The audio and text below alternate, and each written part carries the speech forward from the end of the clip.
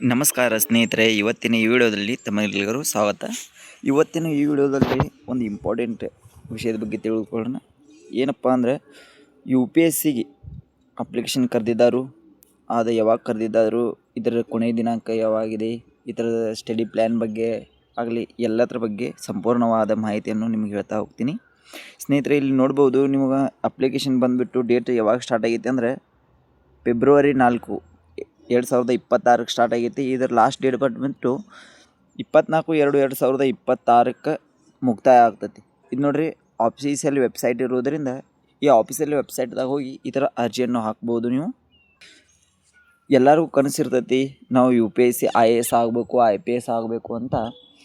ಆ ಎಲ್ಲ ಕನಸುಗಳನ್ನು ನನಸು ಮಾಡುವ ಸಲುವಾಗಿ ಈಗಾಗಲೇ ಅರ್ಜಿಯನ್ನು ಕರೆದಿದ್ದಾರೆ ಸ್ನೇಹಿತರೆ. ಇಲ್ಲಿ ನೋಡ್ರಿ, ನೀವು ಕಾಣ್ಬೋದು ಪೋಸ್ಟ್ ಎಷ್ಟಿದ್ದಾವೆ ಎಂಬುದರ ಬಗ್ಗೆ ಸಂಪೂರ್ಣವಾದ ಮಾಹಿತಿಯನ್ನು ಹೇಳ್ತಾ ಹೋಗ್ತೀನಿ ಸ್ನೇಹಿತರೆ. ಇಲ್ಲಿ ನೋಡಿ ಸ್ನೇಹಿತರೆ, ಹೌ ಟು ಅಪ್ಲೈ ಅಂತ ಕೊಟ್ಟಿದ್ದಾರೆ ಸ್ನೇಹಿತರೆ. ಅಪ್ಲೈ ಮಾಡೋದು ಬಿಟ್ಟು ಆನ್ಲೈನ್ ಅಪ್ಲಿಕೇಶನ್ ಹಾಕಬೇಕಾಗಿರುತ್ತದೆ. ಆಫೀಸಿಯಲ್ ವೆಬ್ಸೈಟು ಆನ್ಲೈನ್ ರಿಜಿಸ್ಟರ್ ಮಾಡಬೇಕು. ರಿಜಿಸ್ಟರ್ ಮಾಡಿದ ತಕ್ಷಣ ನೀವು ಆನ್ಲೈನ್ನಲ್ಲಿ ನಿಮ್ಮ ಆಯಾ ಡಾಕ್ಯುಮೆಂಟ್ಸ್ ಒಂದಿಗೆ ಅಪ್ಲಿಕೇಶನನ್ನು ಫಿಲ್ ಮಾಡಬೇಕು. ಅದೇ ಥರನಾಗಿ ಇದ್ರೊಳಗೆ ನಿಮ್ಮ ಅಪ್ಲಿಕೇಶನ್ ಹಾಕಬೇಕಾದ ಡಾಕ್ಯುಮೆಂಟ್ಸು ಬಂದುಬಿಟ್ಟು ಆಧಾರ್ ಕಾರ್ಡ್ ಬೇಕು, ಪ್ಯಾನ್ ಕಾರ್ಡ್ ಬೇಕು, ಎನಿ ಡಿಗ್ರಿ ಮುಗಿದ ಸರ್ಟಿಫಿಕೇಟ್ ಬೇಕು, ಸಿಗ್ನೇಚರ್, ಥಂಬ್, ಫೋಟೋ.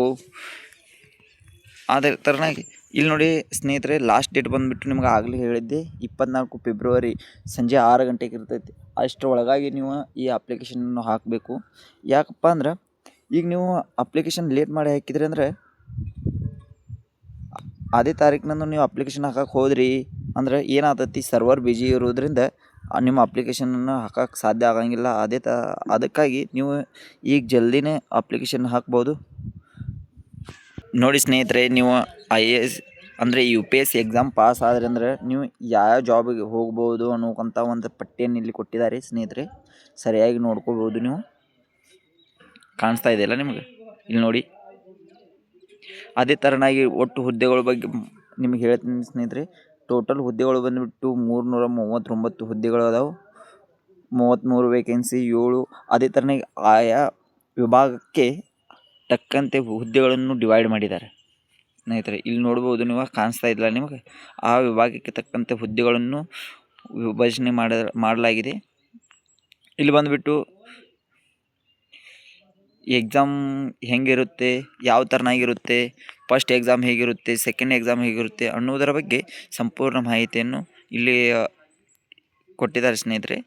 ಅದೇ ಥರನಾಗಿ ಯಾವ ರಾಜ್ಯಗಳಿಗೆ ಎಷ್ಟೆಷ್ಟು ಪೋಸ್ಟ್ಗಳಿವೆ, ಯಾವ ರಾಜ್ಯಗಳದಾಗ ಕರೆದಿದ್ದಾರೆ ಎಂಬುದರ ಬಗ್ಗೆಯೂ ಮಾಹಿತಿ ಇದರೊಳಗಿದೆ.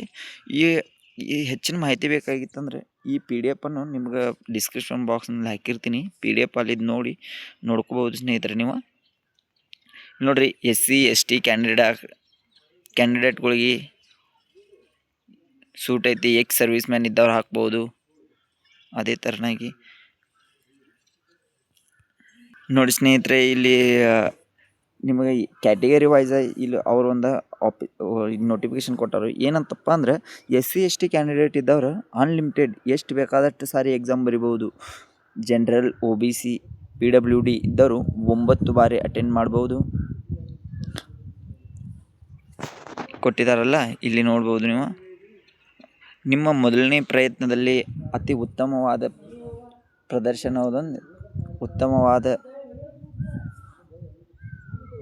ಉತ್ತಮವಾಗಿ ಎಕ್ಸಾಮನ್ನು ಬರೆದು ನೀವು ನಿಮ್ಮ ಊರಿನ ಹಾಗೂ ನಿಮ್ಮ ತಂದೆ ತಾಯಿಯ ಹೆಸರನ್ನು ತರಬೇಕಂತ ನಾನು ನಿಮ್ಗೆ ಕೇಳ್ತಾ ಇದ್ದೀನಿ ಸ್ನೇಹಿತರೆ.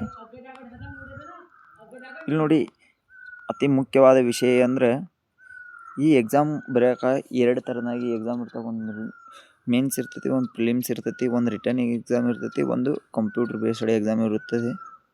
ಅದೇ ಥರನಾಗಿ ನೀವು ಸರಿಯಾಗಿ ಓದಿರಿ.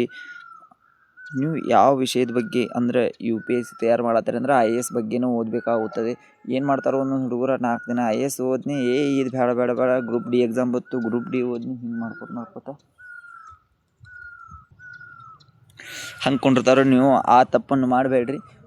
ಒಂದೇ ಥರನಾಗಿ ಅಪ್ಲಿಕೇಶನ್ ಈಗ ಕರೆದಾರ ಅಂದ ಬಳಿಕ ಇರ್ಬೋದು, ಎಕ್ಸಾಮ್ 2-3 ತಿಂಗಳು ಬಿಟ್ಟಿರ್ತೈತಿ. ಸರಿಯಾಗಿ ನೀವು ಕೂತು ಓದ್ರಿ ಮಾಡಿರಪ್ಪ ಅಂದರೆ ಏನಾದರೂ ಒಂದು ಸಾಧನೆಯನ್ನು ಮಾಡ್ಬೋದು. ಲಾಸ್ಟ್ ಡೇಟ್ ಬಂದುಬಿಟ್ಟು ನಿಮಗೆ ಆಗಲೇ ಹೇಳಿದ್ನಿ. ಇಲ್ಲಿ ನೋಡಿ 24ನೇ ತಾರೀಕು ಲಾಸ್ಟ್ ಡೇಟ್ ಐತಿ. ಸಂಜೆ 6 ಗಂಟೆ ತನಕ ಈ ಅಪ್ಲಿಕೇಶನ್ನು ಓಪನ್ ಇರ್ತೈತಿ. ಸಂಜೆ 6 ಗಂಟೆ ತನಕ ಅಪ್ಲಿಕೇಶನ್ ಹಾಕ್ಬೋದು.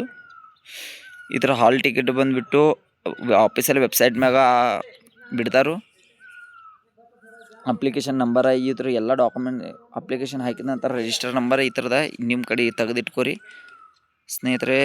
ಅದೇ ಥರನಾಗಿ ನೀವು ಎಲ್ಲರೂ ಈ ಅಪ್ಲಿಕೇಶನನ್ನು ಹಾಕಿ ಈ ಥರ ಸದುಪಯೋಗವನ್ನು ಪಡೆದುಕೊಳ್ಳಿ ಅಂತ ನಾನು ನಿಮ್ಗೆ ಕೇಳ್ಕೊಳ್ತಾ ಇದ್ದೀನಿ. ಈ ಅಪ್ಲಿಕೇಶನ್ ನೀವು ಮನೆಯಲ್ಲೇ ಹಾಕಬೇಕಾಗಿತ್ತಂದ್ರೆ ನನಗೆ ಕಮೆಂಟ್ ಮುಖಾಂತರ ಕೇಳಿ. ನೋಡಿ ಸ್ನೇಹಿತರೆ, ಮಾರ್ಕ್ಸ್ ಬಂದುಬಿಟ್ಟು paper 1, paper 2, paper A, paper B ಅಂದರೆ 300, 300, 600 ಮಾರ್ಕ್ಸ್ ಬಗ್ಗೆ ಇರ್ತೈತಿ. ಆಮ್ಯಾಗ ಅದೇ ಥರನಾಗಿ ಪೇಪರ್ ಹಾಡ್ಬಿಟ್ಟು ಮಾರ್ಕ್ಶೀಟ್ ಅಂದರೆ 250 ಮಾರ್ಕ್ಶೀಟ್ ಆಗ್ತೈತಿ. ಪೇಪರ್ 1, ಪೇಪರ್ 2 ಈಜಿ ಅಂತ ಕೊಟ್ಟಿದ್ದಾರೆ ಸ್ನೇಹಿತರೆ.